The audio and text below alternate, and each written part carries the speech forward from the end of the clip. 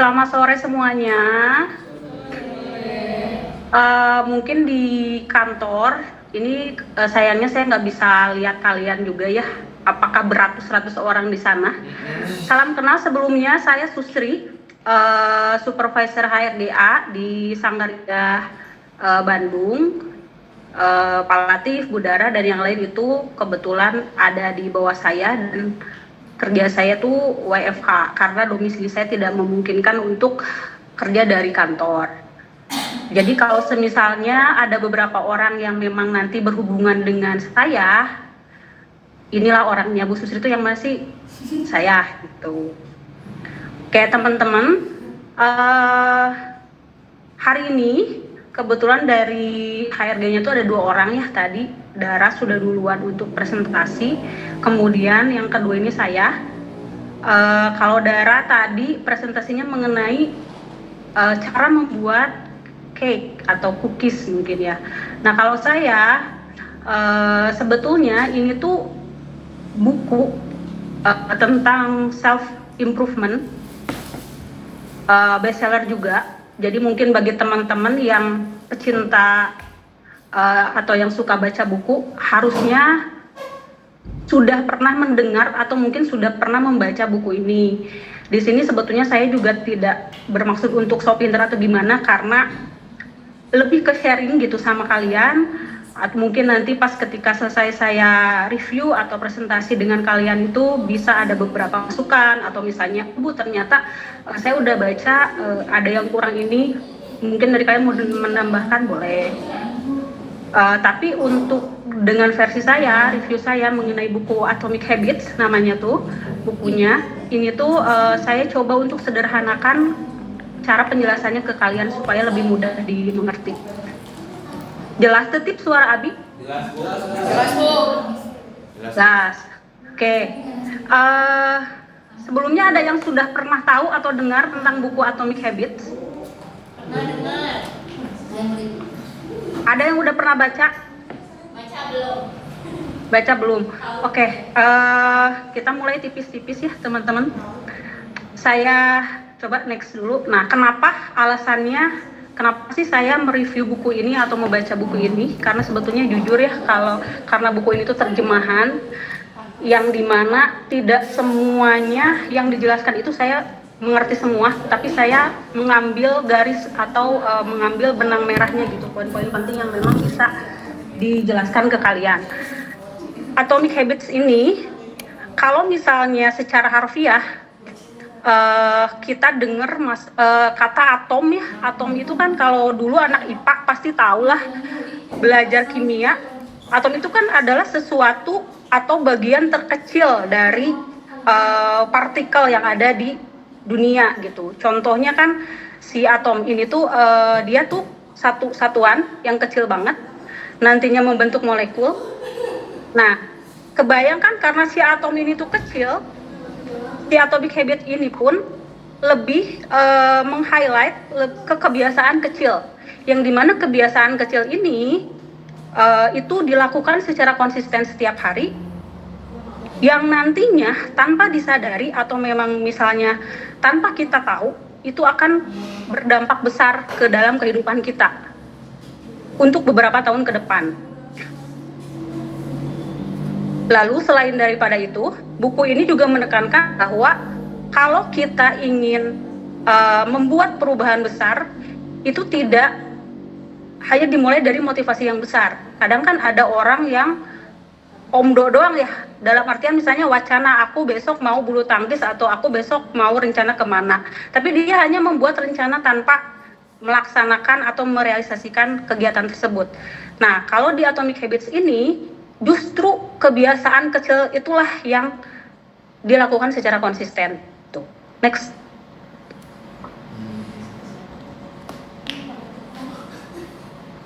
Buku ini ditulis oleh seorang pria umur 40 tahunan, asalnya dari Amerika Serikat. Namanya itu James Clear. Karena saya lidahnya orang Sunda, James kayaknya dibilangnya si James. Nah, si James ini untuk sekarang dia tuh profesinya tentu saja menjadi seorang penulis buku Atomic Habits ini. Selain daripada itu, dia juga menjadi seorang pembicara publik ya, public speaker aktif, yang dimana beliau sering diundang di perusahaan-perusahaan besar seperti Google, Microsoft, Disney gitu, untuk memberikan semacam apa ya, yang ngisi ini kayak seminar gitu mengenai bukunya ini gitu. Nah, jauh daripada sebelum menjadi seseorang yang seperti sekarang, si James ini itu adalah dulunya sekolah mahasiswa, dia itu adalah seorang mantan atlet bisbol, cabur bisbol. Dan jauh sebelum itu, dia juga hanya seorang anak SMA biasa yang memang bukan dari keluarga akademisi ya, kemudian bukan juga dari keluarga yang kaya raya. Next, Steve. Berdasarkan buku ini, saya tarik benang merahnya untuk kisah hidup si James ini. Kenapa sih dia sampai menciptakan atau menulis buku Atomic Habits ini?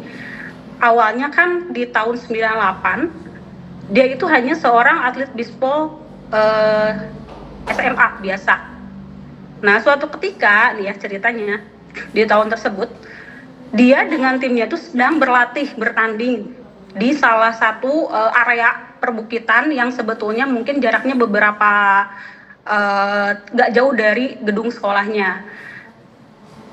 Kemudian temennya ini, salah satu temennya, ketika memukul bola bisbol, si bola ini tuh terlempar jauh sampai kena ke mukanya dia. Lebih tepatnya tuh ke area ini nih, di antara kedua matanya dia. Otomatis kan itu memunculkan hantaman keras ya, karena kan tongkat bisbol itu lumayan berat juga ya, kurang lebih mungkin ada 1 kilo mungkin ya. Nah, dari kecelakaan tersebut, insiden tersebut, dia itu mengalami fraktur di tengkoraknya ya, area tengkoraknya, kemudian hidungnya patah. Pokoknya pas waktu di lapangan itu dia langsung digotong, ceritanya digotong ke gedung sekolahnya, dibawa ke klinik, kalau kita sih bilangnya UKS, dibawa ke klinik, terus si perawat kliniknya itu langsung ngecek, karena kan ini yang kena itu area kepala, langsung konfirmasi, pertanyaan kalau di kita mah ya, ini berapa, 1, 2, 3, nah kalau di Amerika dia ditanya, James ini tahun berapa? Terus si Jamesnya itu agak nge-lag ya, agak nge-blank. Oh tahun 98 dia bilangnya. Padahal waktu itu tuh di tahun 2002.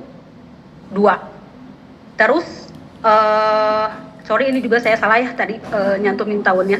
2002 harusnya bukan 98. Nah terus si perawatnya tuh nanya lagi, James, Presiden Amerika sekarang siapa? Si Jamesnya itu ngejawab Bill Clinton.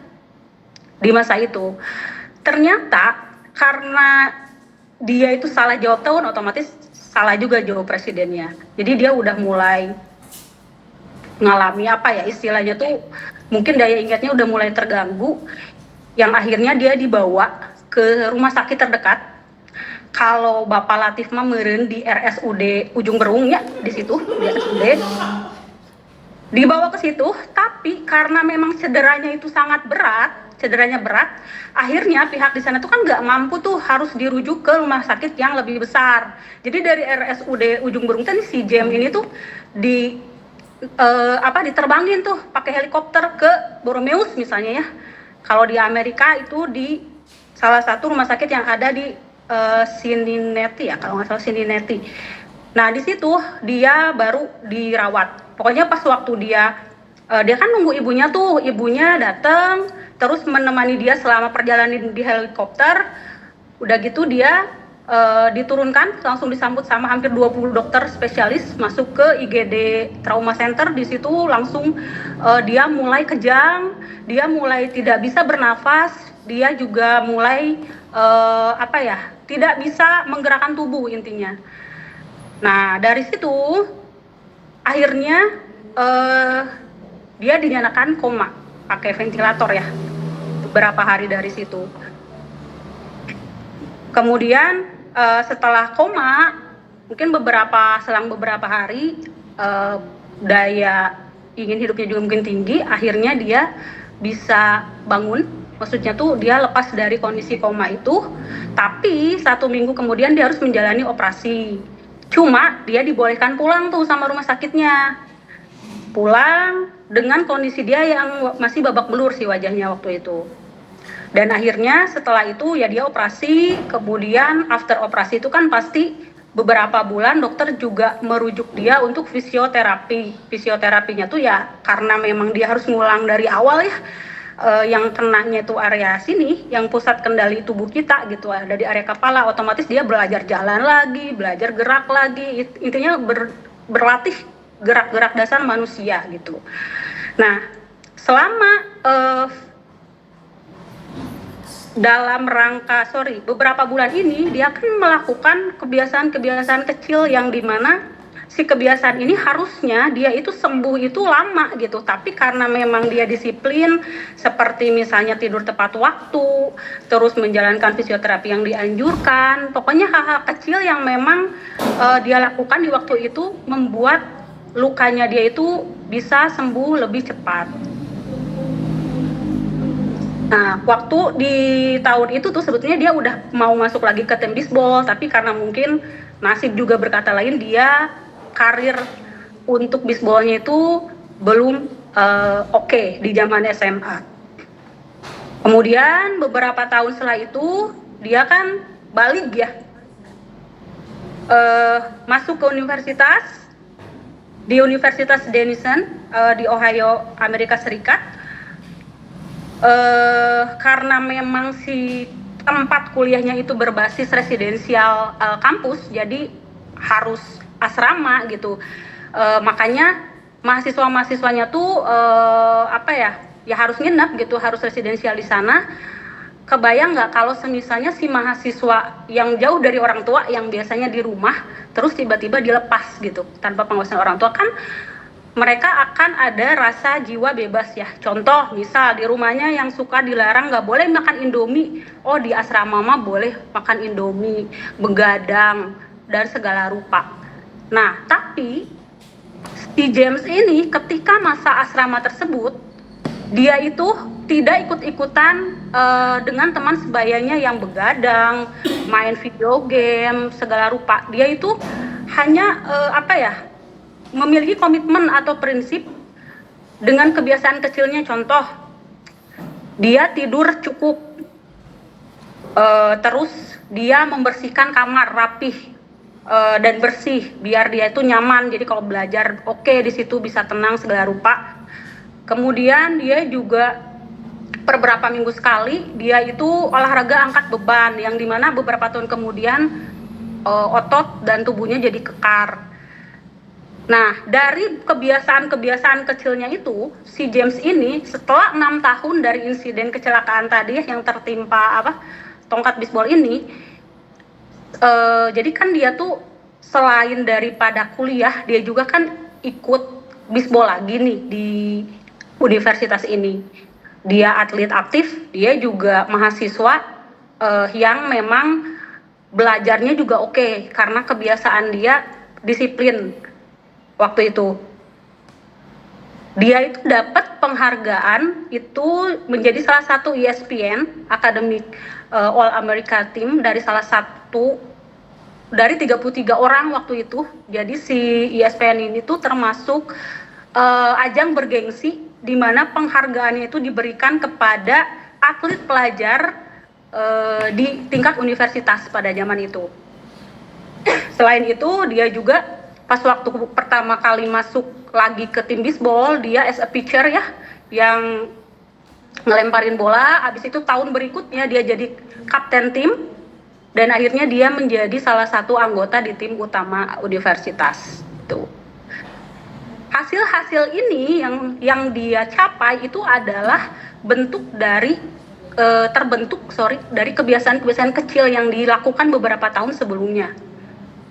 Kemudian geser ke tahun 2012-2017, itu rentang waktu dia pertama menulis artikel. Jadi kalau zaman dulu sih, kalau kita tuh di blog kali ya, blog pribadi, dia juga punya blog pribadi 2012 tuh ya pelanggannya masih sedikit lah, mungkin masih di angka 1.000, yang akhirnya dari tahun ke tahun dia konsisten nulis, ngeluarin artikel di blognya, sampai pelanggannya banyak, sampai belasan ribu pelanggan. Akhirnya di tahun 2017 dia taken kontrak sama salah satu penerbit. Di penerbitnya itu ada di situ namanya Penguin Random House untuk membuat si buku Atomic Habits ini. Dan di tahun 2018, tepatnya di Oktober 2018, si buku Atomic Habits ini tuh terbit. Dan tidak lama dari situ penjualannya itu lebih dari 25 juta kopi, karena memang isinya tuh tentang, nanti akan saya bahas detail di sini, tentang tata cara dia tuh gimana sih melakukan kebiasaan kecil yang tadi saya bahas di awal.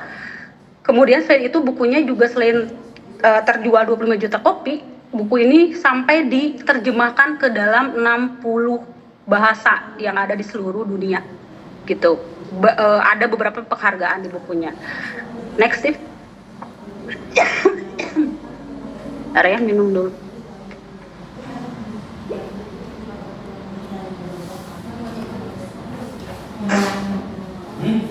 Untuk poin-poin penting yang ada di buku ini,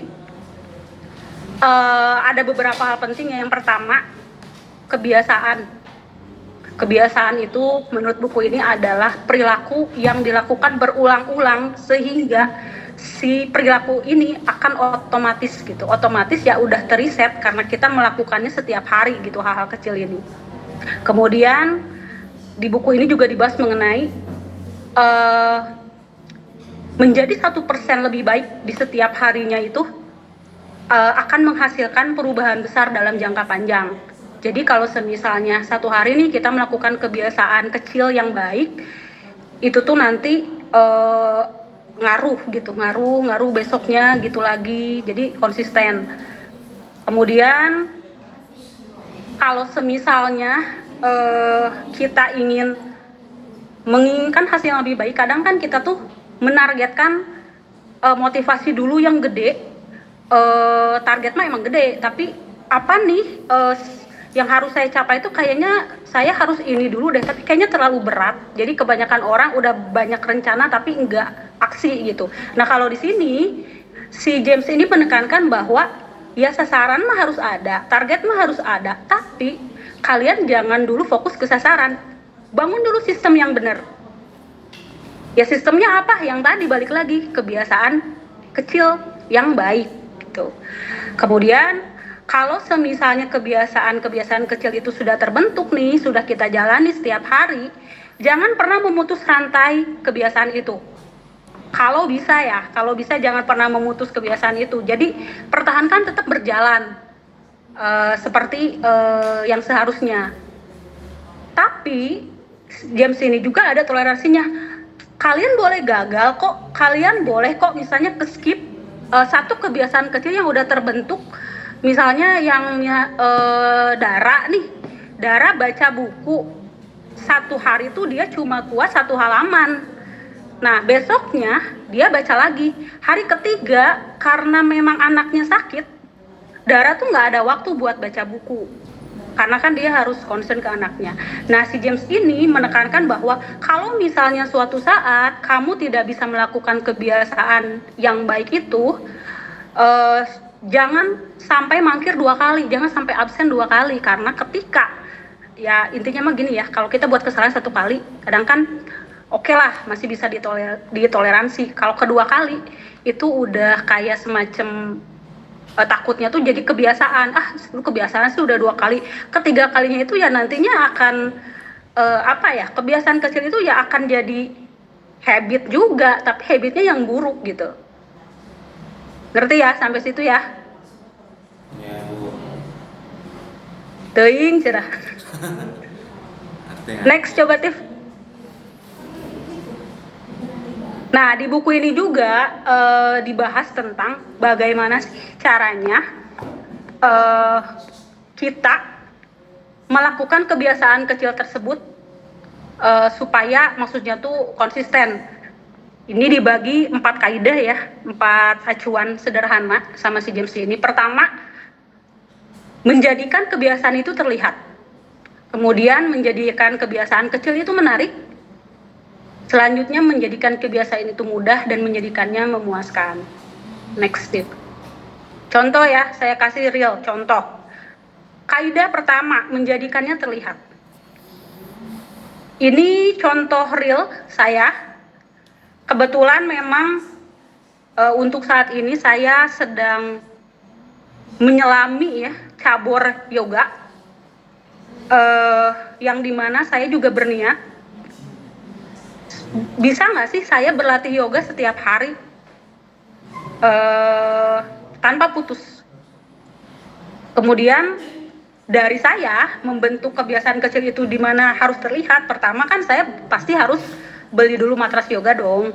Karena kalau misalnya saya ikut kelas di luar, oke lah, dari kelas luar itu bisa menyediakan. Tapi kalau misalnya saya pengen yoga di sini dan tidak memungkinkan saya tiap hari harus ikut kelas kan, saya akan beli dulu matrasnya. Kemudian saya akan taruh matras itu di tempat yang memang kelihatan 24 jam oleh saya. Jadi sehingga si matras itu sehingga ngadadahan sus, hayo sus, orang yoga sus, kayak gitu. Nah itu saya taruhnya itu di dekat jendela kamar ya. Kalau pas ketika saya bangun tidur, oh saya lihat gitu ada matras. Dan kemudian cara saya yang lain adalah memasang alarm. Jadi kalau misalnya nih yang sudah saya terapkan, kalau saya bisa, kalau nggak riweh nih, kalau pagi-pagi itu mungkin saya di jam 6:30 atau jam 7 saya yoga dulu. Kemudian kalau misalnya paginya nggak keburu, banyak gangguan atau gimana, saya usahakan sore menjelang maghrib, sebelum maghrib jam 17.00 saya usahakan yoga dulu. Itu by online ya, saya lihatnya di YouTube. Itu salah satu kebiasaan yang saya bentuk. Yang kedua, minum air putih lebih banyak dari biasanya. Kok ini dijadikan contoh? Kan normally orang juga harus banyak minum air putih, Bu. Itu bagi sebagian orang, tidak bagi saya. Kalau rekan-rekan kantor saya pada tahu dulu saya ada histori ISK yang berulang kali ya, infeksi saluran kemih. Itu tuh bagi saya minum air putih itu adalah dulu tuh sebuah siksaan, karena saya tuh bener-bener beser berat ya. Jadi kalau minum sedikit air langsung keluar, minum sedikit langsung keluar, dan ada rasa malas juga untuk pergi ke toilet gitu. Nah tapi untuk bisa apa ya, saya tuh nggak mau ya kayak tahun lalu saya waktu awal-awal move ke Jogja, itu tuh setiap bulan dari Juli, Agustus, September, Oktober, 4 bulan itu saya kena ISK, teman-teman. Saya kena ISK, saya review, oh memang saya memang dari dulu juga penyakit saya kurang minum, nahan pipis, kurang minum, itu 2. Nah, tapi dari situ teh kan ya udah banyak ya kayak anak-anak gaya yang lain, Bu, minum Bu, iya tahu gue juga emang harus minum. Cuma gimana sih caranya gitu? Oh ya udah, saya akan taruh minuman ini tuh ketika saya WFH kan, saya di sini nih, ini meja kerja saya akan taruh di pinggir laptop, saya akan taruh kalau mau tidur di pinggir kasur, jadi di mana tempat yang bisa saya kelihatan gitu untuk melakukan hal tersebut, jadi kan mudah gitu. Next tip. Nah, salah satunya untuk contoh kebiasaan karyawan ya, kalian mungkin di kantor, salah satunya bisa mungkin dari job desk. Kalian tuh kan biasanya ngurutin ya, banyak banget kerjaan sampai bingung harus mana dulu sih yang dikerjain gitu. Salah satunya tuh membuat daftar prioritas pekerjaan atau melakukan follow up pekerjaan. Nah, biar kelihatan tuh kan, mungkin bagi sebagian orang cara-cara itu sudah Bu, ini tuh udah diterapin loh Bu, saya tuh udah ngelakuin ini, saya udah atomic habits. Ya oke, bagus berarti. Cuma kan ini untuk orang-orang yang belum, mungkin maksudnya ya biar tahu juga gitu. Ya salah satunya kayak misalnya di sticky notes nih ya, si Eci meureun paling ngambek, Bu beak sticky note abi BPB Kabu Susri di pentawai ku orang-orang, ya oke, gak apa-apa. Nah itu tuh ditempel di meja kerja kalian biar kelihatan gitu, oh gue harus nge-follow up ini.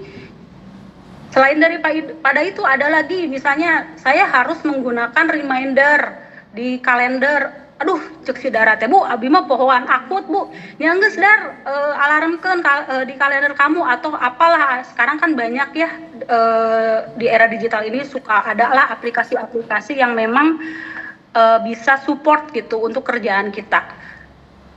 Itu yang kedua. Itu yang pertama. Yang kedua, mungkin ini khusus bagi karyawan yang suka telat nih. Kayaknya ada ya beberapa karyawan yang datangnya teh ya gitulah, misalnya di detik-detik nyawa terakhir gitu, jam 8.09 lewat 45 detik gitu. Nah, ini juga sebetulnya, Bu, saya teh udah nerapin misalnya yang ini kelihatan, ini kan kelihatan ya. Ya udah di ponsel nih kamera HP di pareu mandi Bu, di pareu mandi. Ya geus meuli atuh jam waker anu deringnya teh yang sampai lu teh gak bisa lagi gitu. Ininya memang harus bangun. Salah satu alatnya itu, kemudian kelihatan kan itu wujud si itunya. Kemudian, Bu, saya mah tara mandi ke kantor meh cepet-cepet wae lah nu katingali ya udah balik lagi kayak anak SD atau anak sekolah. Kalian siapin perlengkapan kerja yang memang besok kira-kira nih gue besok mau pakai baju kemeja pink misalkan si Wen pakai kemeja pink Bu atau nu salem misalkan sepatunya yang ini sepatu cats itu udah siap, udah disetrika. Pokoknya besoknya tuh tinggal langsung dipakai. Udah terjajar rapi lah di kamarnya. Nah, itu untuk kaidah yang pertama ya teman-teman. Sejauh ini ngerti ya? Oke, next.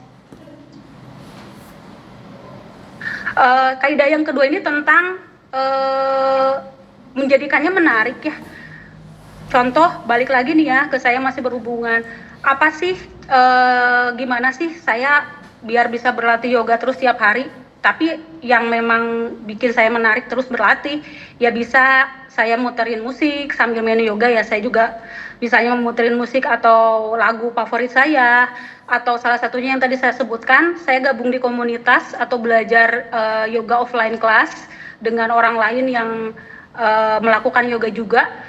Atau bisa juga nih ya, kalau cewek-cewek nih yang suka pilates atau apa, itu dia membeli outfit favorit, dimana misalkan mau nanyar ya baju kamu juga si Dara, aduh geus teu kuat ya hayang make baju eta dipakai olahraga ini gitu. Nah itu teh adalah sesuatu yang bikin kita menarik juga untuk melakukan hal tersebut. Sama ketika minum air juga, sebetulnya saya bukan tipikal orang yang suka minum di tumbler, tapi saya pakainya cangkir ya. Dulu juga di kantor kayak itu cangkir itu saya taruh cangkirnya di tempat yang bisa saya gunakan. Saya mau minumnya karena pakai cangkir itu, dan bisa juga di collab. Oh, saya akan minum lebih banyak ketika saya selesai yoga atau beraktivitas yang lebih capek gitu. Next tip. Cilatip udah ini notif Bu 5 menit lagi cenah. Untuk karyawan kantor juga sama, yang tadi ya membuat prioritas pekerjaan bisa menggunakan aplikasi juga biar lebih menarik. Terus si aplikasinya tuh ya selain nyiar aplikasi teh atau di centangan gitu biar diwarnain gitu biar kita tuh mau buka itu juga gitu.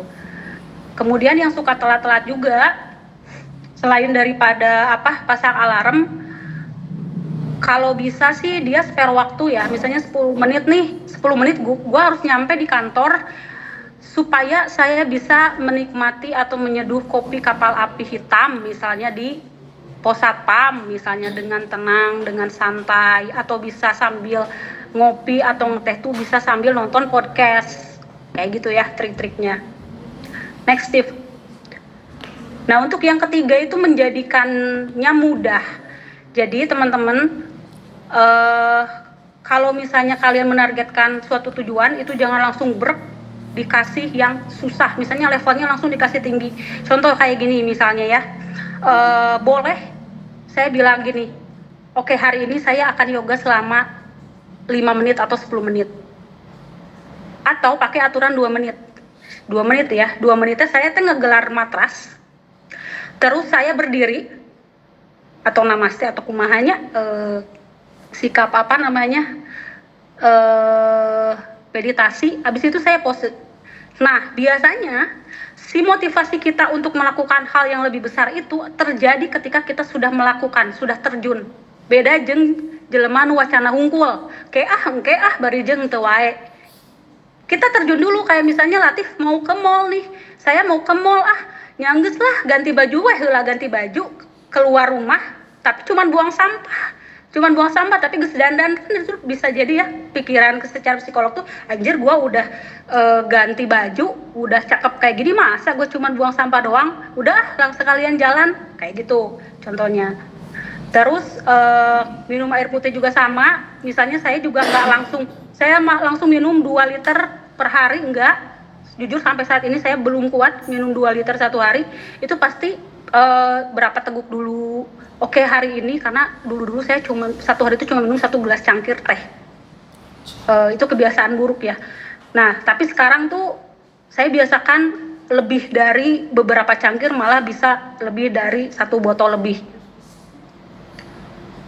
Atau bisa digabung juga tuh, kalau misalnya setelah bangun tidur, sebelum bangun tidur, setelah makan saya minum, jadi lebih banyak minum air putihnya. Next tip.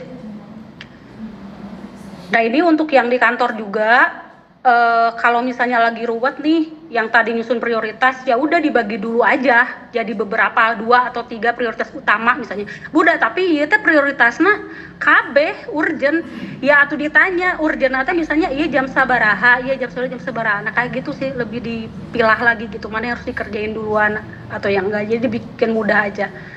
Yang datang tepat waktu juga, suka telat juga sama, alarmin jangan dipasin, alarmnya kasih spare waktu, misalnya 10 atau 15 menit sebelum. Tentuinnya jam berangkat, jangan jam nyampe, karena biasanya kalau jam nyampe, gue harus nyampe kantor jam 7, itu teh secara psikologis kita tuh, aduh terburu-buru nih, nanti gimana kan kita nggak tahu ada insiden atau variabel lain yang memang memungkinkan kita tuh nggak bisa nyampe. Tapi kalau misalnya kita tujuannya berangkat lebih awal, ya udah gitu, nggak banyak pikiran ke situ. Next lagi, yang terakhir, kaidah keempat itu dibuat memuaskan ya. Balik lagi ke contoh saya kayak yoga, saya itu misalnya akan mencatat sih, sebetulnya saya belum pernah untuk perkembangan pose, tapi saya mendokumentasikan. Misalnya hari ini saya stretching ini selama berapa menit, saya bisa pose ini. Tapi tidak tiap hari saya juga langsung ke pose ya, kayak misalnya ya udah biar digerakin aja badan saya biar nggak kaku-kaku banget gitu karena laptopan seharian atau gimana.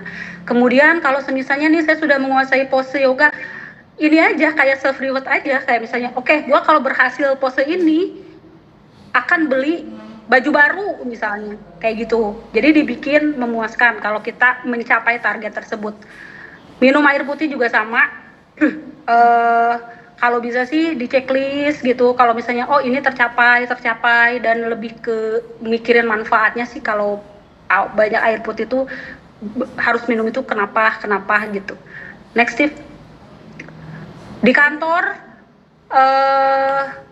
hampir sama kayak yang menarik itu ya, yang si prioritas pekerjaan, jadi dicentangin. Kadang kan orang, kalau dulu waktu zaman mahasiswa saya sempat nulisin target-target, kayak misalnya semester ini IP saya harus sekian.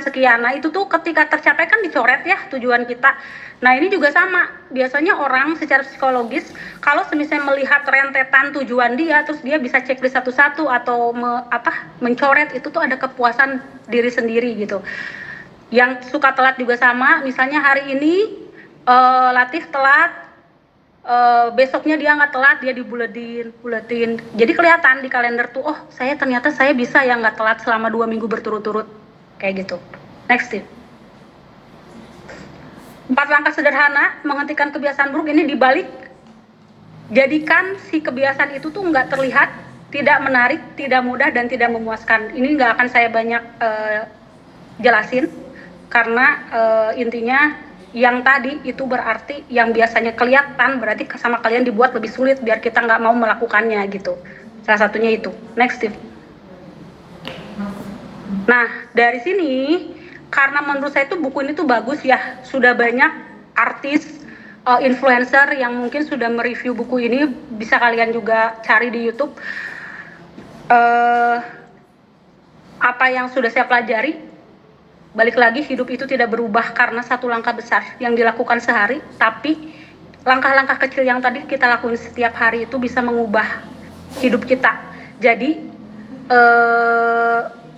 mungkin harapan saya ketika membagikan atau mereview buku ini ada salah satu dari kalian, mungkin misalnya berapa orang di sana, 1% atau 1 orang yang tertarik untuk baca terus mengaplikasikannya.